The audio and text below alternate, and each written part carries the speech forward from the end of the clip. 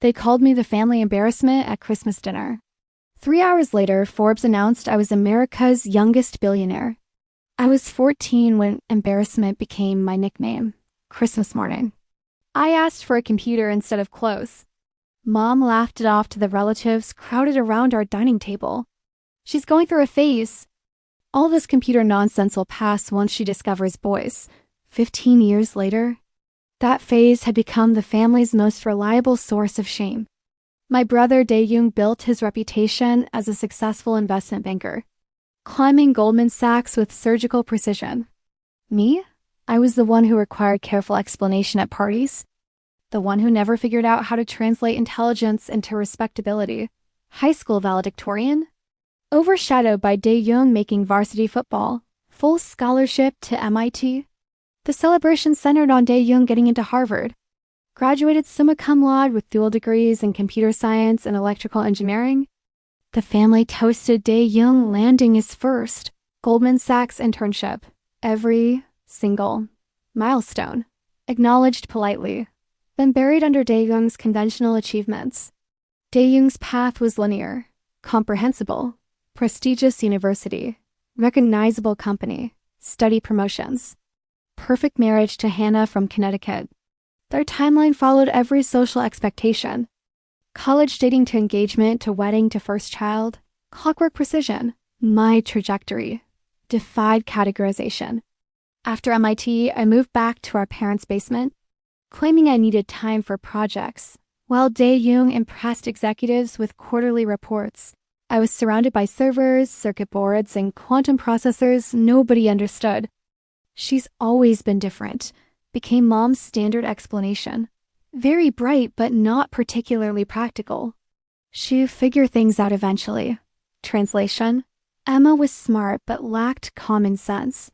The kind of person who could solve complex equations, but couldn't navigate basic life expectations. Dae-young embodied everything our parents hoped for. Harvard MBA, corner office. Wife from the right family. House in the right neighborhood. At 32, he was their pride. At 29, I was their disappointment. No husband, no traditional career, no achievements that made sense at cocktail parties. Still figuring things out, pursuing computer hobbies that seemed mystifying to anyone with actual business sense. My basement lab had evolved over 8 years into a sophisticated research facility. Curiosity about quantum mechanics had developed into breakthrough computational applications. But explaining quantum entanglement to people who considered email advanced technology? Futile. She's very dedicated to her research, Dad would say. The word, research, made it sound legitimate. Even though he had zero understanding of what that meant, this Christmas was particularly crowded. Cousins, aunts, uncles, family friends filling the house. The kind of event where success stories were shared and social hierarchies reinforced. Uncle Jae-won had built a construction company into a multi-million-dollar empire. Aunt Minji ran the most exclusive interior design firm in the city. Cousin Won had just made partner at his law firm. These people measured success in universal terms: revenue, profit margins, client lists. Market share. Dae-young just closed a $200 million acquisition. Dad explained to Uncle Jae-won while I arranged appetizers. The client specifically requested him. Through the doorway, I watched Dae-young accept congratulations with practiced humility. His achievements impressed everyone who mattered. 20 minutes of detailed questions about deal structure and regulatory approvals. This was legitimate business success, measurable, comprehensible. And what about Emma? Aunt Minji asked eventually. Her voice careful, the tone reserved for discussing family members whose lives hadn't developed according to plan. Dad's pause was barely perceptible, but I'd learned to recognize it. She's still working with computers, doing some technical consulting. She's very good with that sort of thing. That sort of thing had become his diplomatic acknowledgement of work he couldn't explain. Is she seeing anyone? Aunt Minji continued. Predictable script. She's very focused on her work right now, Mom replied. Family code for still single, probably always will be. The subtext was deafening. Emma prioritized her computer hobby over finding a husband. now approaching 30 with no prospects for either respectability or fulfillment. I worry she's missing opportunities, Aunt Minji said quietly. At her age, it becomes difficult to start over if these interests don't lead anywhere meaningful. Mom nodded. We've tried encouraging more traditional options, but she's always been independent. Sometimes too independent for her own good. Pre-dinner social hour. I found my usual spot. Periphery of family attention. Dee-young occupied center stage near the fireplace, Hannah beside him, their 3-year-old daughter playing with multilingual educational toys at their feet. Uncle Dae-young is taking us skiing in the Alps, Hannah explained. The resort has a private helicopter for the best slopes. Dae-young's bonus this year has been extraordinary. Natural conversation flow around their success. Private schools. Investment properties. Social connections enhancing their Manhattan standing. This was the life our parents envisioned for both children. Traditional, impressive, easily explained. The headmaster at Riverside Prep personally called to welcome our daughter, Hannah continued. Her development assessments place her in the 99th percentile. I sat in my corner chair. The spot designated for family members who are present but not central to the narrative. Positioned there to observe without contributing. Not deliberately cruel. Just natural social dynamics when successful people gathered.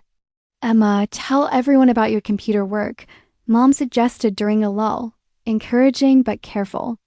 It's mostly technical stuff, I replied with practiced vagueness. Database management, system optimization, quantum processing applications. Pretty boring unless you're into that, Dae-young laughed.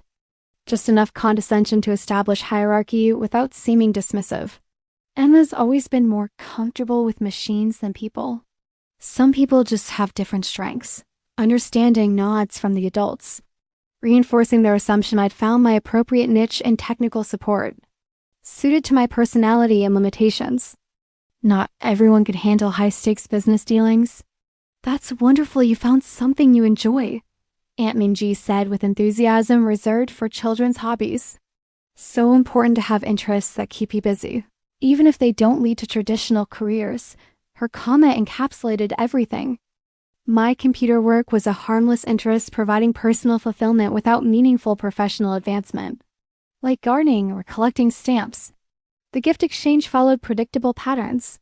Dae-young and Hannah received expensive acknowledgments of their status. Cashmere scarves from Italy. Premium wine collections. Jewelry from European designers. My gifts were practical. Books about emerging technologies. Software licenses, specialized equipment for my basement lab.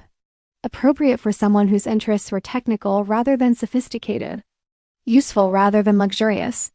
This looks very advanced, Dad said, examining the quantum computing textbook I gave him. We both knew he'd never read past the introduction. I'm sure it's fascinating to people who understand these complex concepts, typical engagement with my interests.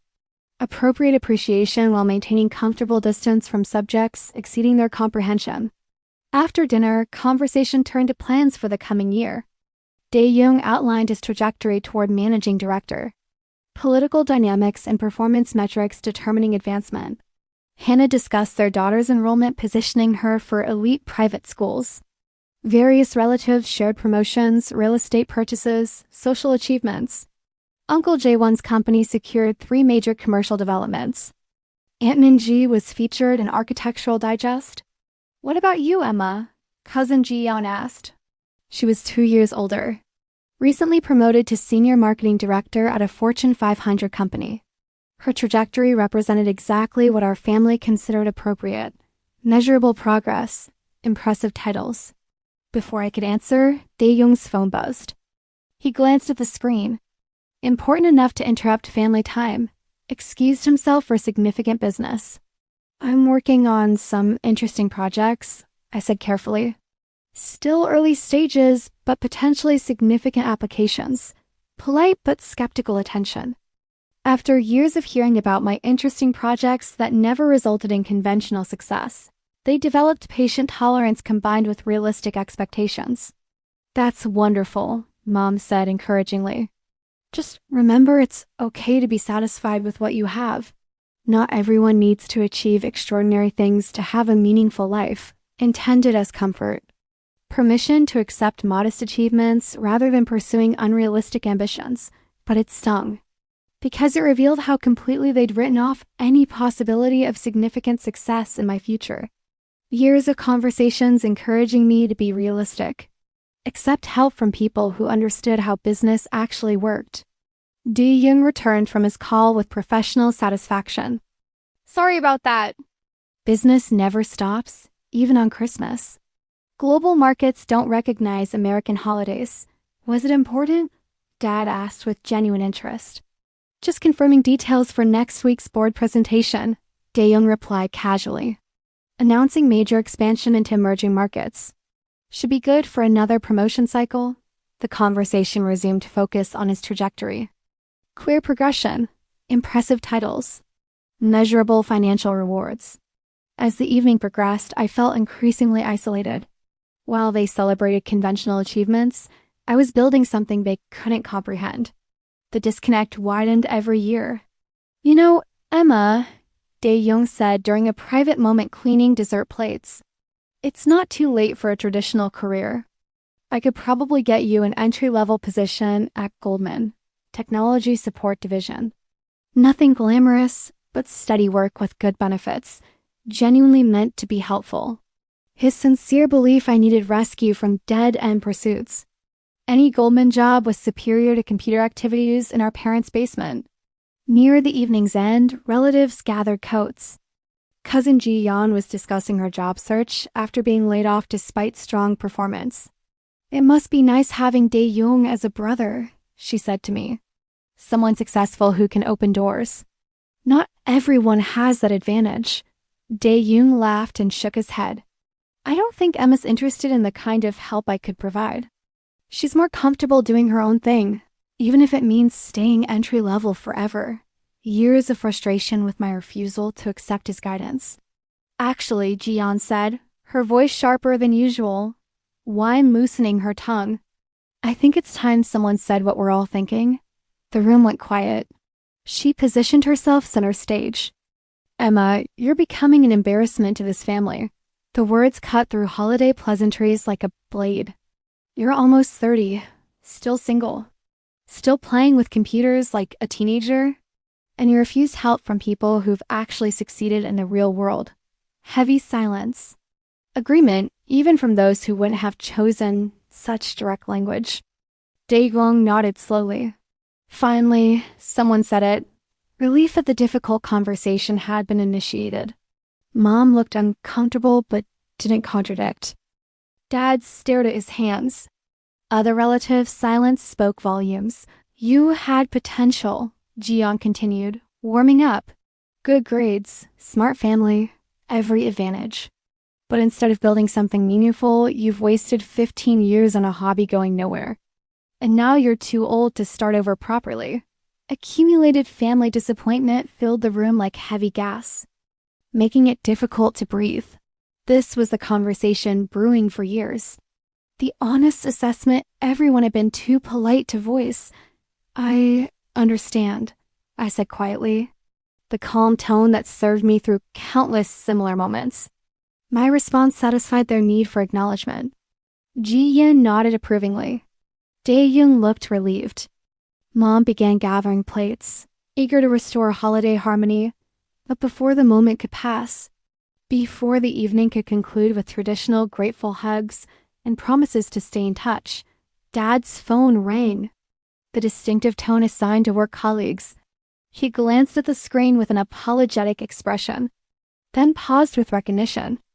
Important enough to justify interrupting the holiday's final moments. It's Richard Thompson from the Times, he announced to Mom. Richard Thompson was Dad's most valuable media contact. Business journalist who'd interviewed him twice about regional manufacturing trends. A crucial professional relationship. Dave, sorry to call on Christmas. Richard's voice was loud enough to hear across the room. But I had to verify something for a story. Is your daughter really the Emma Chin that Forbes just named as America's youngest billionaire? The question hit like a physical force. Silence so complete even the grandfather clock seemed to stop ticking. Dad's face cycled through expressions, his brain processing information that contradicted everything he thought he knew. "I'm sorry, what?" Dad whispered. Emma Chin, 29, founder and CEO of Quantum Dynamics, Richard continued. Professional excitement audible. Forbes released their youngest billionaire list an hour ago. She's number 1. Net worth estimated at $3.8 billion. "Please tell me you can get me an exclusive interview." The silence that followed was unlike anything I'd experienced in 30 years of family gatherings. Not comfortable quiet, stunned, airless silence. Reality had just been challenged and found completely wrong. Dae-young was staring at me with an expression I'd never seen.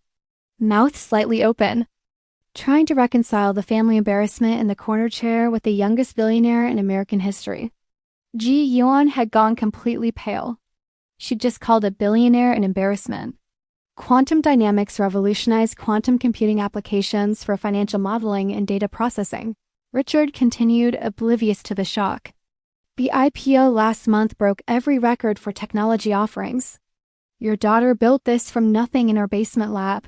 According to Forbes, Dad held the phone like it might explode, hands shaking. The computer hobby he dismissed for 15 years. Technical projects he'd never understood. Dead-end pursuits that worried the family. All building towards something extraordinary that exceeded his comprehension. "Dave, you still there?" Richard asked. "This is huge news."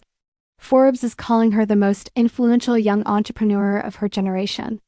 The quantum computing applications she developed are expected to transform multiple industries. Can you connect me with her? Every eye in the room focused on me. Expressions cycling through disbelief, confusion, dawning recognition. The family embarrassment lectured about accepting her limitations had somehow built a $3.8 billion empire.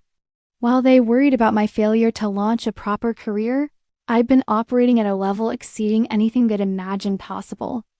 "Actually," Dad said slowly, voice barely functional. "She's right here." The laughter from moments earlier when Ji-yeon assessed my failures had stopped completely.